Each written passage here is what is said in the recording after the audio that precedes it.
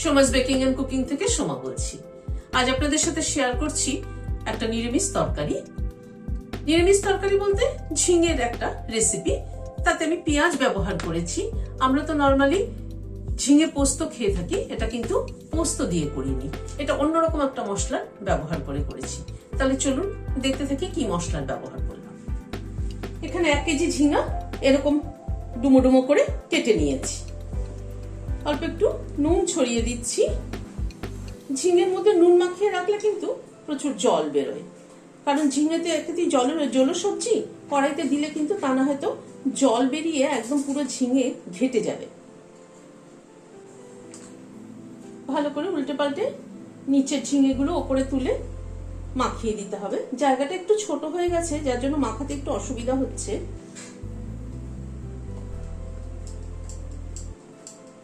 ঝিঙেটাকে নুন মাখিয়ে রেখে দিচ্ছি মিনিট 10 মতো।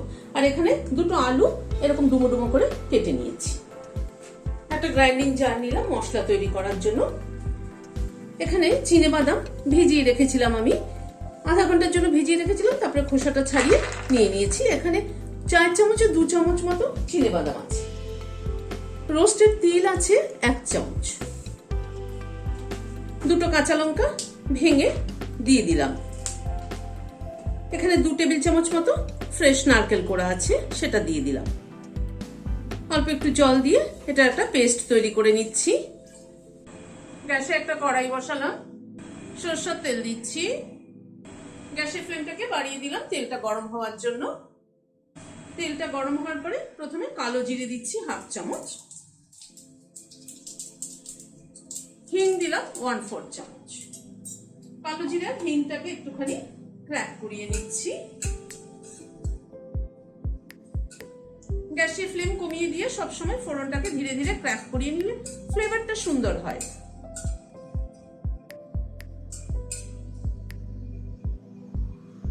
আলুটা ছেড়ে দিলাম। প্রথমে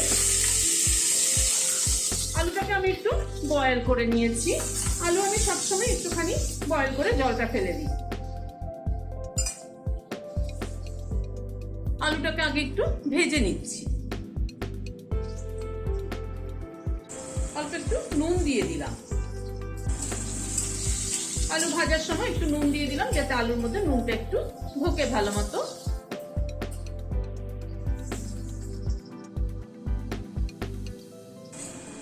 আলুটাকে মিনিট 2 সময় ধরে একটু ভেজে নিলাম। এখানে একটা পেঁয়াজ কুচিয়ে রেখেছি, সেটা দিয়ে দিলাম। পেঁয়াজটাকে দিয়ে আবার একটু পেঁয়াজটা একটু ভেজে নিচ্ছি আলুর সাথে।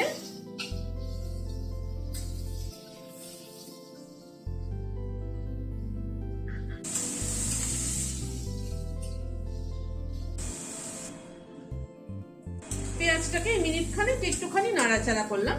পেঁয়াজটার জাস্ট কালারটা খালি চেঞ্জ হয়েছে, বেশি কিন্তু ভাজবো না। ঝিঙেটার থেকে দেখুন কতটা জল বেরিয়েছে। এবার ঝিঙেটাকে দিয়ে দিচ্ছি। ঝিঙেটাকে দিয়ে একটুখানি নাড়াচাড়া করে নেব আগে, মানে ঝিঙেটাকে একটুখানি ভেজে নেব।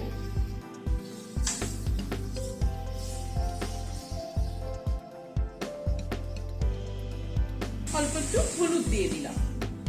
এ সমস্ত নিরামিষ তরকারিতে হলুদ কিন্তু খুব একটা বেশি ভালো লাগে। নুন আগে যদিও এত ঝিঙেতে মাখানো ছিল, তবু আমার মনে হচ্ছে আর একটু লাগবে, সেই জন্য আর অল্প একটু নুন অ্যাড করে দিলাম। নুন মিষ্টিটা অবশ্যই নিজেদের পছন্দ অনুযায়ী দেবেন।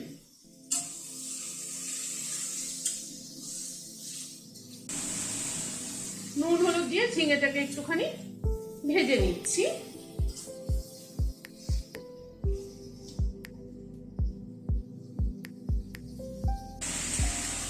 দু 3 মিনিট হলো ঝিঙেটাকে নাড়াচাড়া করছি, আর একটু ভাজা হবে ঝিঙেটা।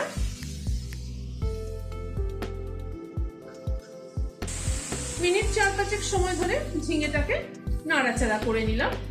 এবার এই মশলাটা দিয়ে দিচ্ছি। কন্টেনারটার মধ্যে একটু জল দিচ্ছি। জল দিয়ে ধুয়ে দিয়ে দিলাম। এবার মশলাটাকে দিয়ে ঝিঙেটাকে কষিয়ে নিচ্ছি।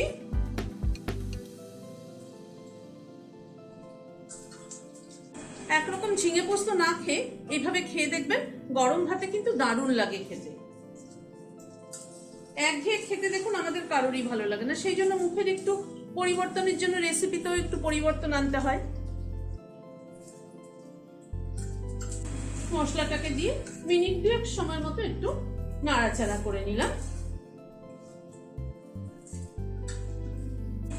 1 চামচ মতো চিনি দিয়ে দিলাম। চিনিটাকে দিয়ে আবার একটু মিশিয়ে নিচ্ছি।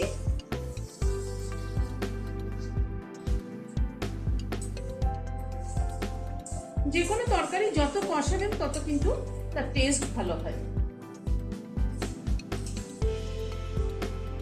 আর একটু শুকোবো,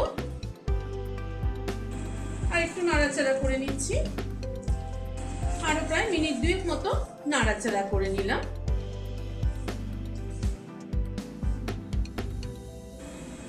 দুটো কাঁচা লঙ্কা মাথাটা চিড়ে দিয়ে দিলাম। একটু কাঁচা সরষের তেল ছড়িয়ে দিচ্ছি। সবকিছুকে একবার একটু মিশিয়ে দিচ্ছি।